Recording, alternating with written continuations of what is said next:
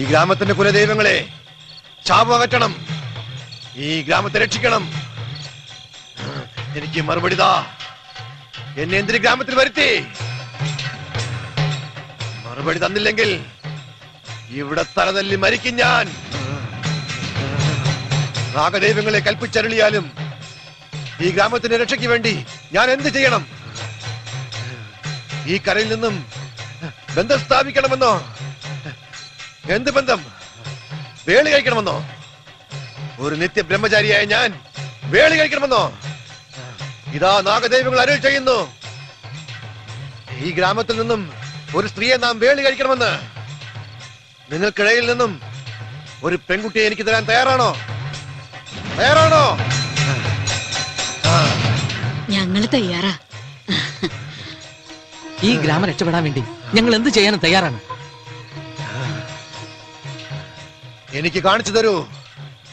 എനിക്കൊരു ബന്ധത്തെ കാണിച്ചു തരൂ.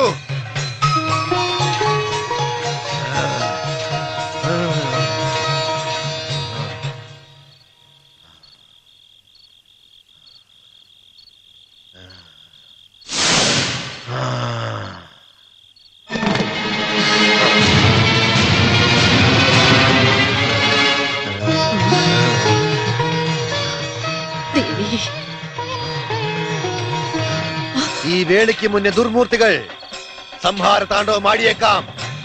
ആരും ഭയപ്പെടരുത്. തിന്മയകന്നു നന്മയെത്തുന്ന കാലം വിദൂരമല്ല. ഈ ഗ്രാമം സമ്പൽ സമൃദ്ധിയാൽ നിറയും. ഇത് സത്യം, സത്യം, സത്യം. ഓം ഭഗവാൻ.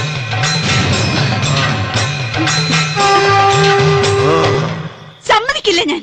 എനിക്ക് ജീവൻ ഉണ്ടെങ്കിൽ ആ കല്യാണത്തിന് സമ്മതിക്കില്ല. മനഃപൂർവ്വം നിങ്ങൾ എന്നെ ചതിക്കായിരുന്നു.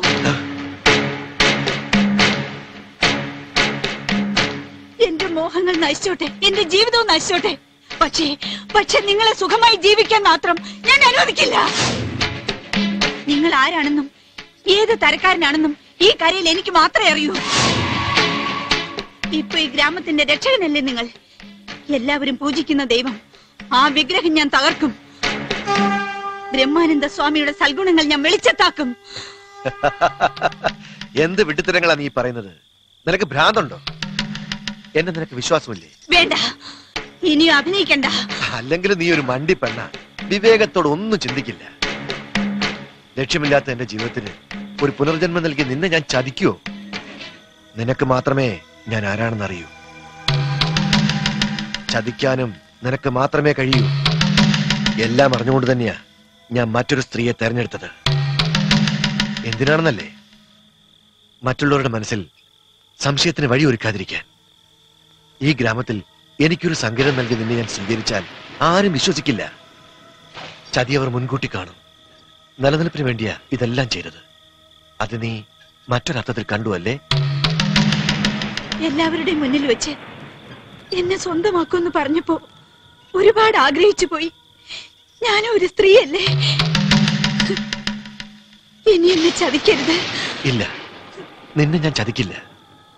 തെരഞ്ഞെടുത്തത് മറ്റൊരു പെൺകുട്ടിയാണെങ്കിലും വേളി കഴിക്കുന്നത് നിന്നെയായിരിക്കും. നീ എന്റെ പെണ്ണല്ലേ?